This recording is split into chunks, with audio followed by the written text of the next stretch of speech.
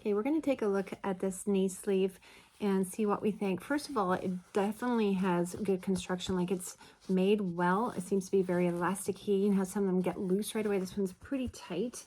I noticed that on both ends, well, actually no, just on the top end, sorry, there is some rubber. This would be for gripping at the top of your knee when you pull it on. Inside, I can feel, I'm not sure if you can see it, but it's almost kind of like bones inside, I guess. It would stabilize potentially your knee on either side. And here there is a ring for your kneecap to go on the inside, and it seems to be just like a soft ring that again would go around the outside of the knee. I'm assuming for stabilization, but those bones go on either side of your knee when you're wearing it, and they're fairly long.